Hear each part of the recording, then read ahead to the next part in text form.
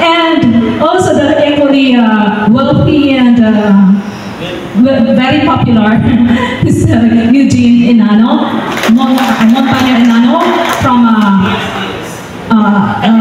Servicio Público News and Information. And to his left is, we are only on our fourth candidate.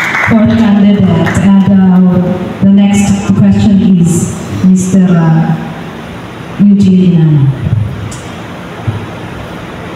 Mubiasan Jose Abad Santos. Jose Abad Santos.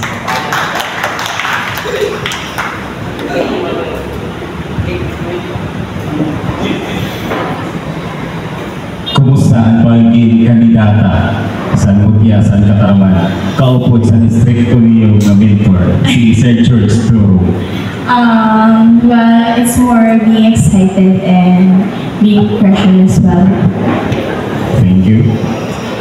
My question is, as a empowered woman like you, what point does a girl become a woman? Okay, thank you for that wonderful question. I believe as an empowered woman is being confident in yourself, because before I get bullied by men and stand on myself, stand on my feet, and now I'm standing in front of you all with an courage, with an confident on myself and being empowered women, because as an empowered woman, you know how to protect yourself, you know what your worth is. And I believe if you're an empowered woman, you can encourage other women, especially young generations and young ladies nowadays. And I think as an empowered woman, we can empower, and I can empower them to my advocacy, related to my advocacy, which is empowering women through sports. Thank you. Thank you very much. Thank you. Malakas kita. Thank you, Sir Eugene. Tip ko lang sa mga candidates, this is unsolicited advice. You try to understand the question and you answer the question directly, para makurihan. Okay, the next is Mr. Eugene. I have here Sampagita. Sampagita. Sampagita. Kasing ganda ng Sampagita. Nabasa ko kanina ang imo advocacy, malakas ito ba? Regarding sa education. Are you familiar with Matatak curriculum? Okay, salamat. Pero ayaw pang tana. Are you in favor of prohibiting the use of cell phone by students in school, and why? I am in favor if gagamiton po siya in school purposes, like mga quizzes or online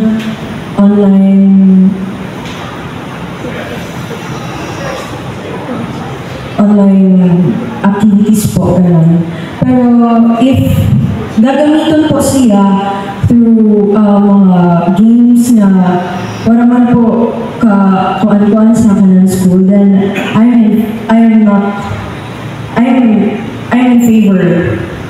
I'm in favor if it will be used sa tama po na way.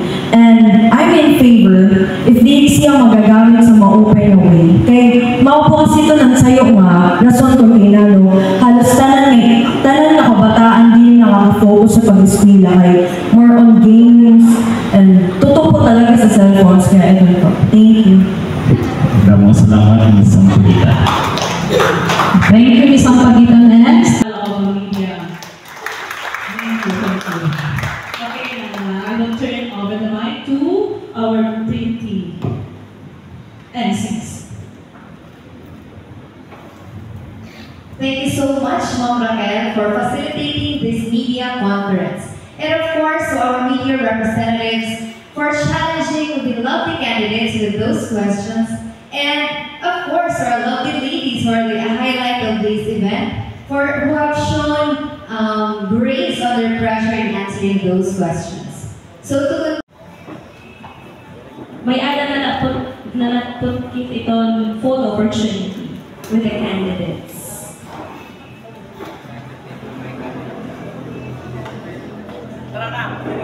So and that concludes our press presentation for our Mutya San Katarman 2024. So thank you very much to our media representatives for gracing us with your presence today. And of course, to our lovely candidates who have captivated us with grace, elegance, and intelligence during the press presentation. Mabuhay and